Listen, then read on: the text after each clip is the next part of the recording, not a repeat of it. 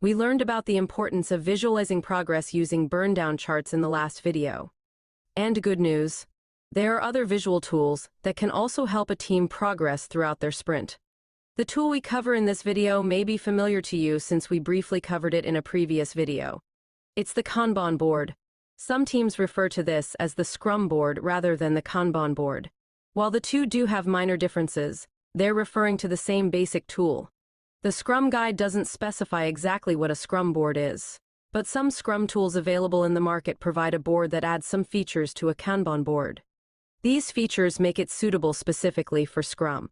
Both boards have three main features that make it a great sprint tracking tool for Scrum teams. There's visualization, work in progress limits, and flow of work. Visualization can be an important strategy for learning and tracking. This Kanban board communicates everything we need to know at a glance. We can point at specific work items on the board we want to discuss. Use images with variation in colors and sizes as we check in on work items. And we can notice where the challenges are in our team. Without this visualization, it's not as easy to find out where we can make improvements. These boards make it easy to notice where work in progress limits break. We learned earlier in this course that common work in progress limits are constraints on how many work items the team actively works on at any given time. This provides focus for the team, which is one of our Scrum values. Have you heard the idea that there's no such thing as multitasking? In Scrum, it can be very true. And the more work you have, the less efficient you can become. When you use a Kanban or Scrum board, each team may set a work in progress limit based on their configuration and context.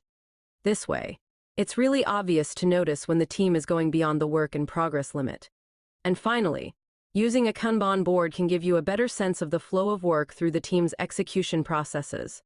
Physical post-it notes or even virtual versions of Kanban or Scrum boards allows the team to experience the movement of work from one phase to another. Using a Kanban or Scrum board, the team will move the items through the following stages: to do, doing, and done.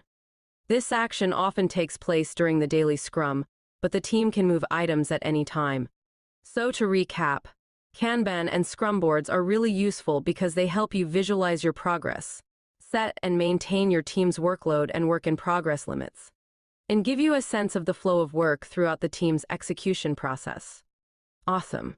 I'll see you in the next video, where we'll review a few software products that help a Scrum team manage all of this information.